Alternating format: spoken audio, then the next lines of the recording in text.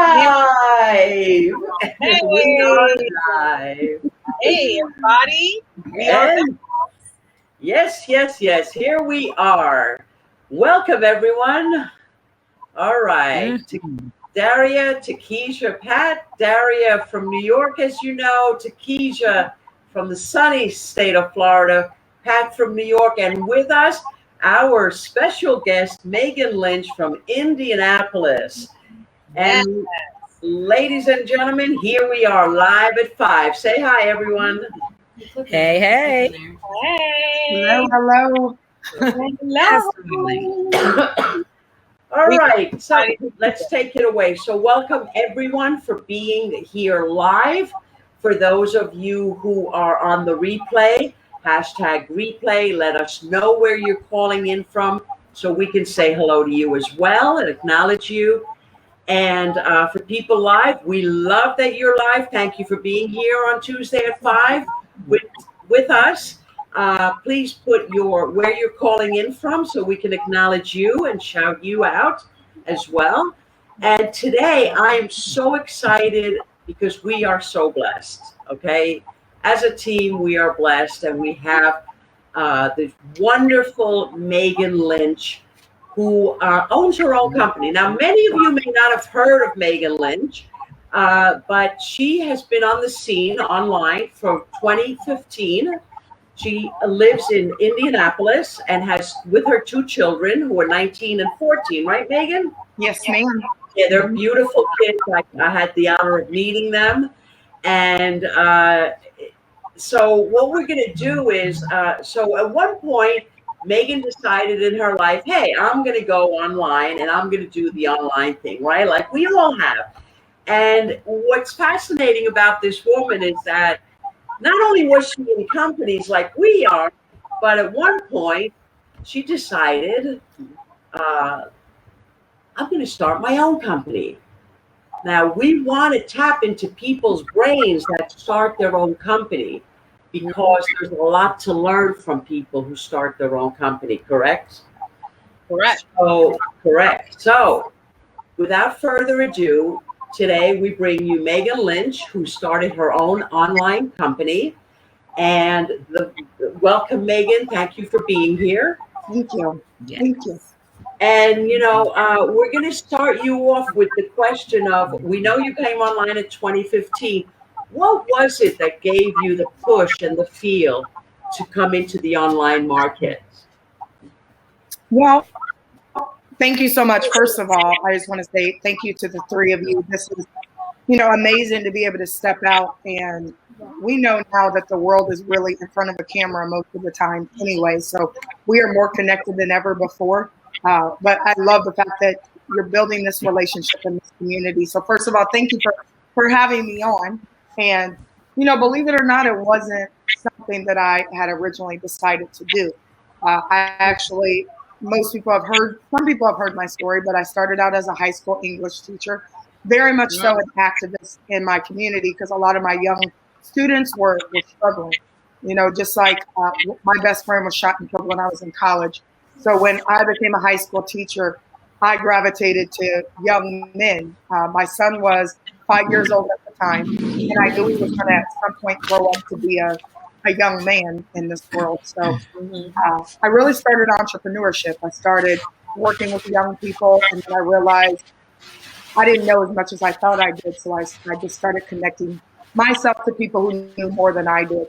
And I was actually in my high school English class teaching. I taught high school for 14 years, and we had a business unit. So I decided to start a business with my students. I'm like, why do a fake business? Do a real business. And that's what we did. That's how we got started. And then I got into entrepreneurship and kind of failed my way to success. And then just realized that online is the way to go because we live in a digital world. So it's kind of like the shorter version of how I stumbled into the online market. Wow. Wow, that's incredible. That is incredible. I come from the teaching world too. I just retired last year. Congratulations. Thank you. I used to teach middle school. And one thing I can say about the school system they don't allow you to really be as creative as you would like. So the fact that you were able to start a business with your students and teach them about business, that's commendable. Well, I mean, left out some nuggets, but it wasn't easy. And anyone who has taught, you kind of have to stay inside of a box. And I was in a school with 4,000 students, but Right. we were, IB program, inter baccalaureate, 98% graduation rate. So at my school, I just felt like they didn't really believe that we had the students that were struggling. So when I started a business with them, it wasn't well received, but they couldn't deny the fact that I got a grant for $100,000. Unfortunately, you guys know the story, but my school system took my money. They literally took my $100,000 grant money, and I'm just not the person I don't take things laying down. I'm a little bit of a rebel. I've learned how to be a little bit more subdued lately, but Right. I didn't take it laying down. And when I confronted them and I got a lawyer, because that $100,000 was to go to my boys program, young men's program, to help them start their businesses. And when they reallocated that money, I felt like my young men were cheated. So I got a lawyer and ended up getting fired. I got a lawyer in like October of 2015, got fired February 1st of 2016. 10 days later, met a millionaire at a entrepreneurial conference. He actually turned out to be my significant other for many years, my best friend now, but for 4 years, I studied under somebody who was making $800,000 a month, $48 million. And I realized that I had this talent that was really being suppressed just by staying in those four walls. So I decided to break out, kind of be a starving entrepreneur for a moment until I wasn't a starving entrepreneur anymore, and then teach it to other people. Wow. Wow. Well, we commend you for stepping out, because that takes a lot of courage. It was scary. Yeah, it takes a lot of courage, and then to step away from a secure job, to step out on your own. That is commendable. So Thank you. Thank you so much for doing that, because then you wouldn't be who you are today. So. Absolutely. Everything happens for a reason. All good things, all things happen for the good. So I realized that me getting fired was an opportunity that maybe I wouldn't have taken before, because it is a secure job. We do get comfortable just getting a paycheck. But as the years go by, we're sitting there thinking, man, when am I going to step out of my comfort zone?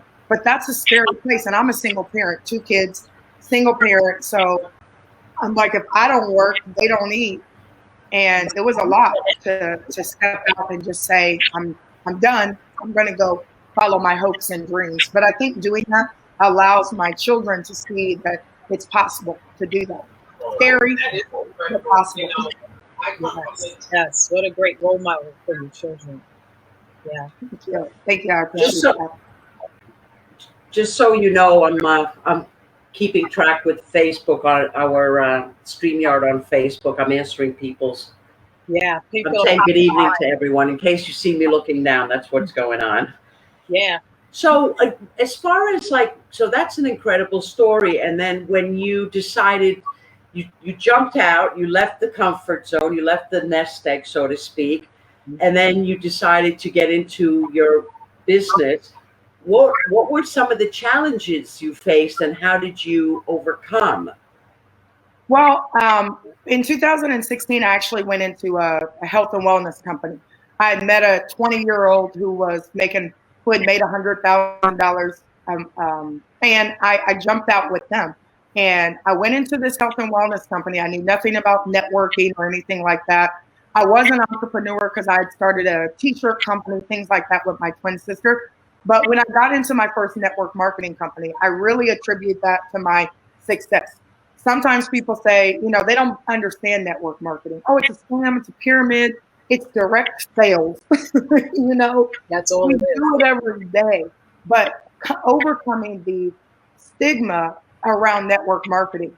But I'm like, Netflix is a networking company. We network for Netflix.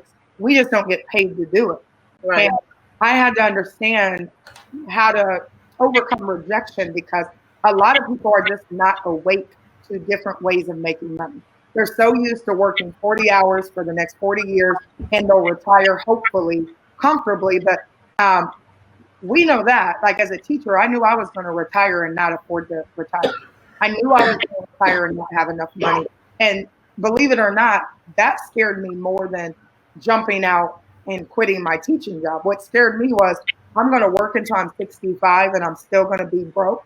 Wow. And then I'm going to have to go back to work. I remember sitting in my classroom like, oh, heck no. This is not what I'm going to do. So the overcoming rejections of the industry.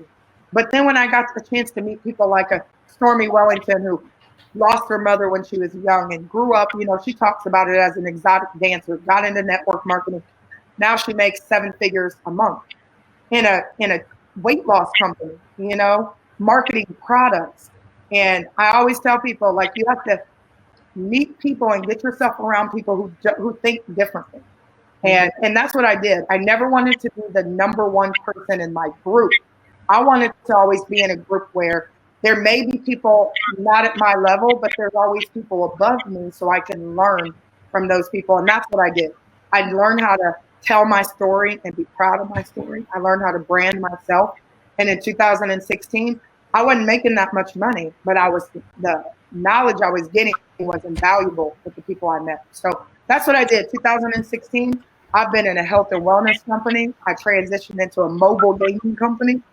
I transitioned into a wine company, and then I got into Forex.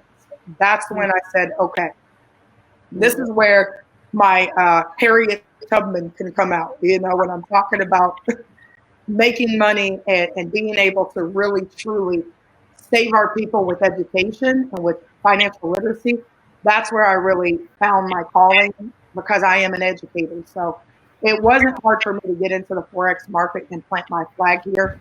But I've been in about 5 Forex companies, and then those weren't working. They worked out. I learned a lot, but then we started our own. So we're excited where we are right now. Wow. That's beautiful. So jumping into the next question. Yeah, go ahead. T? T, you want to put me on the spot? Sorry, did I get you? No, he got it. I'm just trying to bring it up on her phone. You got it, T? Can you hear us? Oh, I had you guys muted because it's storming over here. Okay, it's pretty loud. So I was like, okay. I just muted everything. I didn't want to interrupt the. Yes. Sorry. Yeah, I'm sorry. Yeah, go ahead. Judy's in from Germany. Judy's on from Germany. How are you, Judy? We are speaking with 7-figure income earner, business owner, Megan Lynch. So welcome to the call. Yeah. Wow, you have shared a mouthful. One of the things that I caught was that, you learned how to share your story. And a lot of people don't think that their story is valuable. Mm-hmm. It's really valuable to share your story, but you need to know how to share your story so that people will gravitate, to you. So that was one thing that you said that really grabbed me. And then it was something else you said. You remember, Pat, that she said, telling her story, and it was something else she said. Really becoming the victor of your story, because that's where I had to get to. I've been divorced. I've had to file bankruptcy. I've gone through all these things, and those things can be heavy for anybody, men, women. It can be really heavy, and we don't want to share those stories, but we forget that there are people around us that we're all going through similar things. Maybe we didn't go through a divorce, but we went through a bankruptcy, or we lost our home and we have to start over. So I learned how to really, truly become the victor of my story. I'm still here. Right.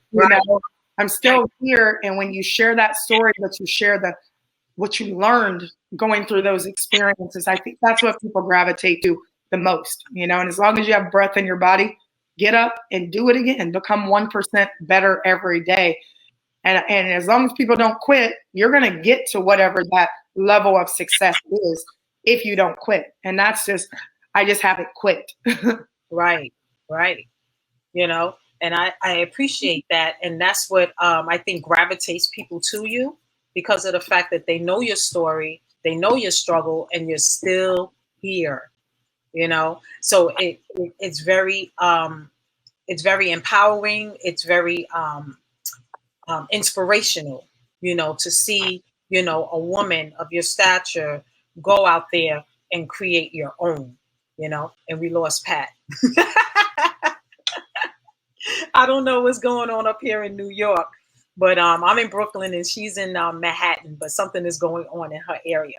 But when you came online, let me ask you this. When you came online, was there a specific platform that you used, that you gravitated to? Well, I wasn't really big on social media for a long time. And still now, I really feel like that my business will go to the next level when I do get, when I'm more on social media. But to be honest, my mentor made over $48 million. He had 600,000 people on his team and never used the internet. So when I first got started in 2016, when I met him, I learned the basics of this business. So I really attribute my success to teaching everybody, no matter what your skill level is. If you don't know how to use technology or whatever, I teach people how to at least get started without technology. But now that we have this technological boom, like this show that you have right now, is a way for you to really tell your story and to share opportunities. So right now, that's one of my focus. My focus right now is to really get better on social media. But I started off just doing the basics, the bare bone basics of networking and connecting to all of the people that were in my reach and my cell phone, my warm market. A lot of times we don't want to talk to those people. Right. First thing you want to say is, well, they're not going to support me. But you have to understand that you'll never know, number one, until you expose them to it. And then number two, you have to expect that they're not going to join you right away. And I teach people, tell everybody like you're starting a sushi restaurant. You know your aunt doesn't eat sushi. You know your cousin's allergic to fish. Invite them anyway. They know people. And people love to talk. You know what? Pat's starting this business. So I teach people how to run through your warm market first. And I know people don't want to do that, but it's about letting people know that you're in business first. And then you have to find a program that will really, truly allow the everyday person to win. And in network marketing, I love it, but not all companies are suitable, I think, for beginners. You have to really understand the compensation and how do you get to the next level, and are there going to be people there to help you get to the next level? So that's what I've always focused on, just teaching people the basics and then being there for them through the long haul. Right. I like that. Because it's a totally different mindset, just letting people know that you're in business as opposed to sending them a text expecting them to join. That's a totally different, it's a totally different mindset. So can you give us an example of something that you would send someone just to let them know you're in business for our audience? Absolutely. Well, number one, it's almost, you never want to send a text message. We run a multi-million-dollar business. We have people who, because most of you guys know, I've been in a lot of Forex companies and I've done fairly well. But last year I had my greatest success when we went into a company that's no longer in business. But I got into that company in March of last year and literally knocked out $100,000 a month in 90 days, $25,000 every Friday. Mind you guys, I was struggling, to make my $3,000 a month. So that was a really big jump. But it was simple. It was a digital company. But what I taught everybody how to do is you got to pick up the phone and you have to call people. When you're texting an invite to $1 million business, it's not how you do business. So I teach people to follow very simple steps. We have 7 simple steps where I would call Pat and I would say, hey, Pat, this is Megan. I'm launching a brand new platform. I'm excited about it. I would love for you to do me a favor and jump on a private call. Oh, and if Pat says I can't make it, hey, can you watch this video really quickly. It's about 10 minutes and I'll call you right back. I just want to get some feedback. I'm not asking Pat to join my business. I'm letting Pat know that I'm in business, that I'm excited about it. And if I call enough people, law of averages and numbers says somebody is going to want to join my business. The challenge is that people are afraid. They're afraid of rejection. They're afraid to hear no. Worst thing somebody could say to you is, no, I don't want to join your $1 million business. No, I don't want to learn how to make money every day in a $7 trillion a day market. Yeah, we have 10-year-olds in our program. We just had 15 young people join our company. They literally sold water bottles and raised $100 a piece. And now they're getting into our program, and we're going to show them how to make 500, 1,000, or 20,000, like my 19-year-old a month, just by utilizing their skill set. But young people are willing to put themselves out there to the next level. I think adults, sometimes we've been through so much and we care what people think. Way too much. Way too much. Way too much. We care what they think instead of putting our hopes and dreams at the forefront. That's what we focus on. So really, we teach personal development. We teach mindset, and money comes with it. So we're a personal development program with a compensation plan attached. I always tell people that you got to work on you, because people are going to join you in business, not necessarily the company. Yes, and I totally agree with you. And a lot of people don't have that concept. They just want the money. They look at people as dollar signs instead of going through the process, because as you outlined, there is a process. Right. You want to get them to look at something, and then perhaps, get their feedback, and then perhaps you'll know whether they want to go further or not. Or perhaps you can get a referral. But, just inviting to someone in a way that they feel like you're trying to get them into something, that's where the resistance comes in. Right. So the way that you're teaching is very effective, because people would at least take a look at it. And that's the goal, to get as many eyeballs on your content as on your opportunity as possible. Because like you said, it's a numbers game. Right. So we look at it that way, people will be a lot more successful. They wouldn't be so afraid to call people, because I know how I felt. Right. My own mother turned me down. Like, no, girl, just get a job. Yeah. And then I pulled up in a brand new car that I bought with cash, and all of a sudden people could hear me. Yes. So you just got to do it despite. I use, if you don't mind me sharing, I use Kanye West's story. And I know, like, he's having all kinds of challenges these days, but let's go backwards and let's reverse engineer his story. When Kanye West got started, his mom was a professor, and he decided to drop out of college. And I watched this story on Driven, MTV Driven, and everybody sees the Kanye West of today and how successful people can be. But they have to reverse engineer that story.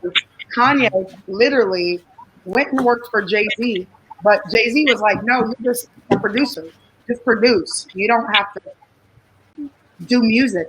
So Kanye used to stay in the studio after they would leave and record his own music. And he stayed so long, he ended up not sleeping, got in a car, had an accident that almost killed him. His jaw got wired shut because he broke his jaw in the accident. And he wrote the song Through the Wire. And he blew up. Like, that song blew him up through the wire, through his mouth being wired shut. Right, I do. Pain. He blew up. But sometimes you have to go through the pain. And the problem with people they're kind of soft. People are soft. They don't want to go through the pain. They don't want to hear somebody say no. If no will make you not go after your hopes and dreams, your dreams are not big enough anyway. When I got fired from my teaching job, it was detrimental. And I'm like, what? You fired me? My pride got in the way for a second. And then my mentor said, anything less than $10,000 a month is minimum wage. Start your own school. He said, why are you gonna chase after people in a job that doesn't want you? Go do your own thing. And I could see it as like my freedom papers to make some decisions and start over. And that's why I would say, start over every day if you have to, until you get to where you want to be.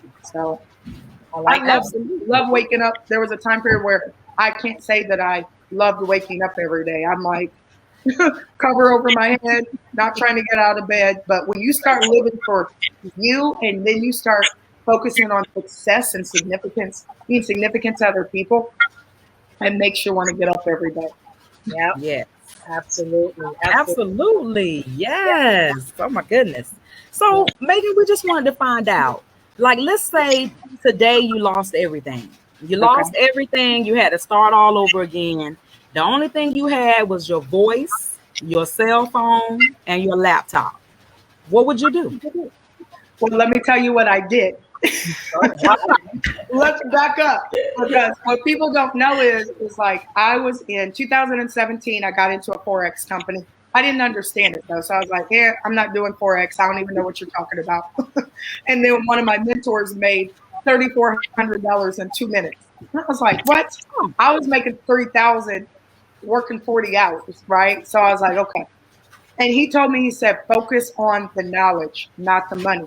So anyway, fell my way to success. I got into a Forex company in 2019, learned a lot, made a little bit of money.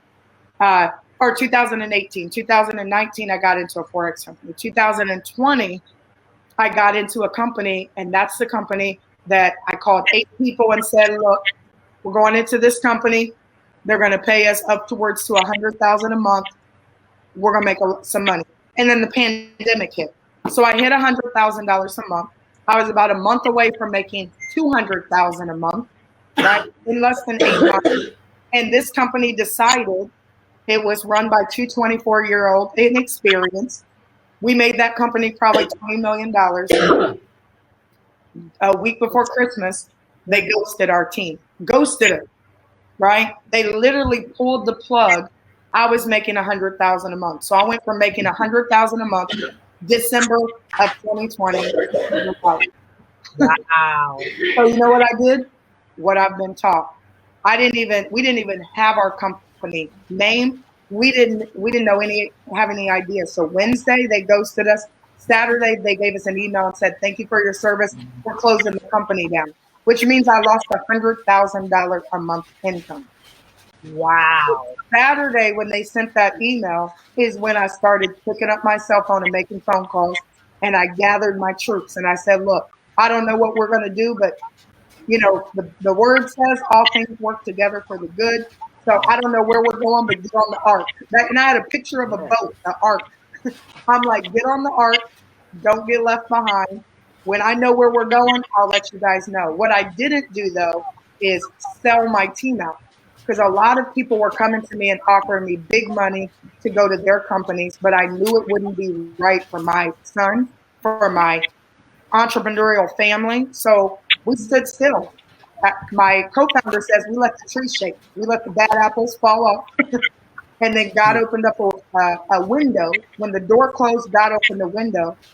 My partner, he made $100 million last year, and he said, look, let me make a phone call. He made a phone call and connected me with an IT company. So we launched our platform and did $1 million in our first 7 days. That was 30 days after I lost 100 grand. So I tell people every day, give yourself a moment to cry in your Cheerios, but you got people counting on you.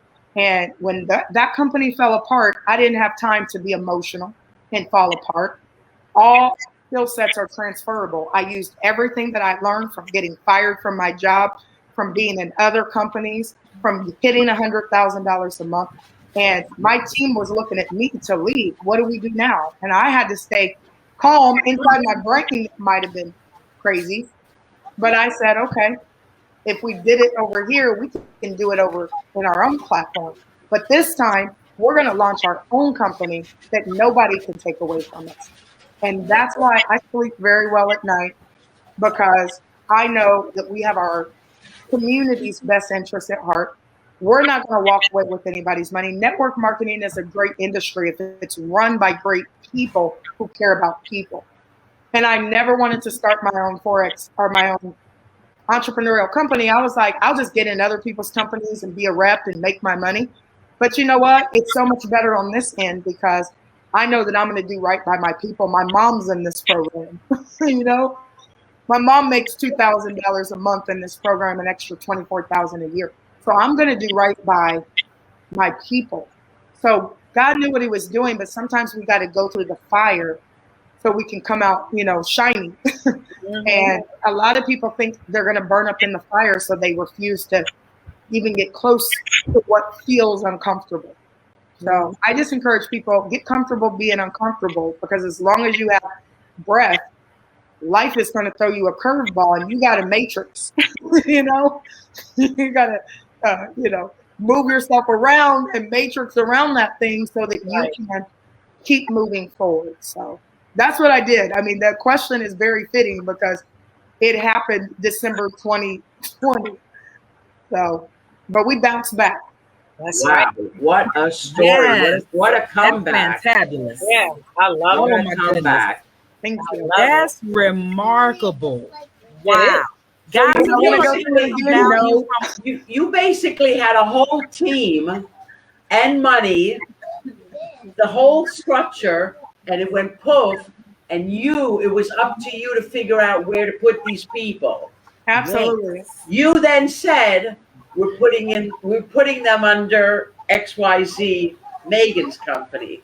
Well, And- it's actually, and it's our company because it's myself, my twin sister, Reagan Lynch, Adrian Dynamite Sloan is the other co-founder, and Jacob Mickle is the other co-founder. But the crazy thing is, the amazing thing is, there were 19 of us that came together. When that company fell apart, there were 19 people making $20,000 all the way to $200,000 a month. And we were going to stay together. That was the plan, stay together. And it was 4 of us standing. I felt like some of the others decided to go different directions for their whatever reason. A lot of them are coming back to us now because they realize that we're better together. And I don't know what it is about people, but we think we can do it by ourselves, and you can't. You need people. You need a team. Nobody is ever going to get to the top of anything by themselves. They have somebody around them. So we have a really phenomenal group of founders, and we have a phenomenal founding team, thousands of them who are very loyal and committed to the mission of creating a new Wall Street. That is Wonderful. Wonderful. Guys, if you're getting some value out of this interview today, go ahead and drop a gold in the chat for us. Yes. Put in the word Appreciate gold. you, Megan. Put in the word gold and smash the love button. Do we have a love button on Absolutely. StreamYard? We got to get one. I know, right? We got to get a Yes, StreamYard Facebook. love button. Yes, you guys are watching from Facebook. Hit that. Pow, pow, pow, pow. Hello, Hanifa. Hello. How are Oh, you? Hanifa, welcome. Oh my God, haven't seen you in so long, girl. Yes. Girl. I'm so happy to see you. Yes. Thank you, Valerie. Hey, what's up, Ali? Ali, what's up? Yes. Ali is here. Gold, okay. Valerie's here. Very good. We have Germany in the house. We have Australia in the Yes. house. Hanifa wants to know, what is this about? Hanifa, welcome to Live at 5. You're going to have to hit the replay, and everything will be opened up for you. Hit the replay so you can. We're interviewing a 7-figure income earner who owns her own business, her own company, after having gone through lots of crazy stuff in her life. So yeah, definitely check out the interview, the replay. And thank you for being here, Hanifa. Hanifa played a great role in my success, which is where which is where Takesha, Daria, and myself met and created this group. So thank you for being here, Hanifa. You're always on my mind. Yes, yeah. She was my first coach. Nice. Oh, okay. So That's wonderful. And Dan Malucci says yes, he's gotten a lot of value. Liza is here. Barno, thank you for being here. Does anybody have any questions for Megan? Yes, and while you're asking questions, Anifa says she is familiar with Megan, so she knows that she is a powerful sister. Oh, good. Anifa, okay, perfect. Yes. Awesome. Ah, okay, excellent. So, any questions that we have for this woman? Let us pick her brains now while we have her on live. Thank you Absolutely. again, Megan. This was incredible. Thank you. This I was- appreciate you having me. And hearing your story is, for me, I never get bored of hearing it. It's a real story. I love it. It's really amazing. And just, it's so inspiring. It's very It is. inspiring, right? Very, That's the very word. I have to hear your story. I mean, talk about Yes. take a minute to cry in your Cheerios. I really hope it took you long. You took a longer time than that because Well, you know what though? I read this book when I was going through a divorce. I had all these books around, right? And I read this book called Eat, Pray, Love. I don't know if you guys have seen it. yeah. The movie's great Yes. with Julia Roberts, but the book is phenomenal. And I used to be an English teacher, so obviously, like, I'm a analyzer by nature. But that book, I remember there was a line in the book where, she was an entrepreneur and she just woke up one day and she was like, I don't want to be married. I don't want to have a baby. That wasn't my experience. I really did want to be married. And I went through a traumatic divorce, but I read a lot of books. And in that book, she said, don't practice falling apart, practice keeping it together. Mm-hmm. And I tell people, give yourself a moment to feel how you feel. And, get some people who will listen to you, not necessarily family, right? I actually got an outside person. And a lot of times we don't want to go talk to anybody. We think that it's kind of beneath us. Some people, don't want to go and talk to people. I have a counselor. She came to my house every Tuesday. Love her. She was from the church, Clara. And Clara said, it's okay to feel the way that you feel. She was like, don't get so angry that you sin and you do something crazy. But she was like, it's okay to feel how you feel. And she gave me permission to feel a certain way. And when I was reading that book, it made sense. Yes, I can feel upset, but at some point, it's really about how fast can you bounce back? How fast can you see that, yes, this was terrible and it's messed up. And I don't need people to be positive all the time, but you have to be optimistic. And that's what I am. I'm not one of these people who I'm just super positive and I'm always going to say the right things. That's not me. I'm more of an optimist and a realist. I understand life is going to deal you in crazy hands, and you're going to have to figure out how to discipline your disappointments with people. People are going to disappoint you. Your kids are going to disappoint you, but some people allow every disappointment to knock them out of the game. Every time something happens, they're out of the game for months at a time. And people who are successful, they get over things a lot faster. And it might seem insensitive. I heard somebody say to me once, like, well, you seem like nothing bothers you. No, it bothers me, but I got kids to take care of. And God has given me a short amount of time. And I just don't have time to be eating my Cheerios for days and days and months and months and months. And now I got soggy Cheerios and I'm broke. And I look crazy because I've been crying all day. So I'm like, nope, I'm going to put my makeup on, put my earrings on, do my hair. And I'm going to not fake it until I make it. I'm just going to make it. Yes. Yeah. Yes. Just make it. Right. I love that. Discipline No your faking it. disappointment. No faking it. No. Man, Love it. that's a great line. Discipline your disappointment. That's my favorite line I learned from my mentor. I was like, okay. At first, I'm like, mm-mm. Then I started to learn, I'm you're not right. doing that. Discipline. Wow. It's true. Discipline takes you a long way. It does. Definitely. You'll quit every time if you don't have that discipline. Absolutely. Oh, Yeah, so true.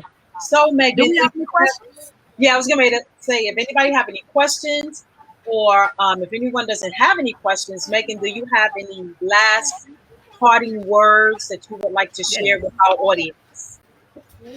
I just encourage everyone to really, truly figure out, why you do what you do. And I know people, you hear it all the time. Simon Sinek is really good about talking about your why. And now it's become very trendy to say, what's your why? What's your why? What's your why? And that's sometimes a challenge. I just encourage people to figure out what breaks your heart. you know, because your why is wrapped around what breaks your heart. Mhm. And focus on that. I know for me, it would break. I don't know if you guys were like this, but I would be in church, and when people would go down, you know, and they are giving their life to God and things like that, that was great. But when I would see young, especially young men do it, you know, and maybe it was because my best friend was shot and killed, and I feel like he lost his life too early. And then as I watched all these young people, young men and women lose their lives early, I realized that at some point we have to be the ones to step in. So I want to encourage everybody to really figure out how to take your pain and turn it into your purpose, right? If you've gone through a divorce and it's painful, I get it, but you got to learn how to take that pain and shift it and not bury it, because what you hide, you keep. What's revealed is healed, you know? So you got to reveal some of that stuff that's going on in your life, and you can't bury it because it'll come out at some point. It's like sweeping dirt under a rug, and the rug gets real big in your family, and everybody's walking around it like you don't see it. And so that stuff explodes, and you have this dysfunctional family. You really have to reveal, like, this hurts me. And you talk about it, but then becoming the victor of that story. Like, yes, it hurts me that young men and women are losing their lives out here senselessly, the violence. Mm-hmm. So then the next question is, though, okay, what are you going to do about it? If it bothers you so much that 56% of all marriages end in divorce, and it's hurting you, then what are you going to do about it? Mm-hmm. You're going to let it just hurt you? You're going to focus on the problem? You're going to focus on the solution? So I just encourage everybody, figure out the solutions in your life. Focus on the pain long enough to find your purpose, and then take action, whatever that action is. So that's just kind of how I live life every day, as I just figure out how to be a problem solver. Mm-hmm. That's incredible. And something you said really hit me. Did you actually say, ask yourself what breaks your heart? What breaks your heart? Because your pain, a lot of people don't know what their why is. And when you're asking somebody, especially young people, what's your why? What's your purpose? I mean, what do you mean, what's my purpose? I want to have fun. I want to make money. Trying to figure it out, right? And I Right. always tell people, figure out your purpose is usually wrapped around what breaks your heart, what makes you sad. You know, what really moves you emotionally. Wow. Your purpose is probably tied up in that. You know, I don't necessarily want to save the whales. You know, I'm not like a animal activist. Not that I don't like whales, but you know what I mean. There are people out here. Do you see them who are just really serious about cleaning up the ocean, and they give their lives to it because it breaks their heart for whatever reason to see that.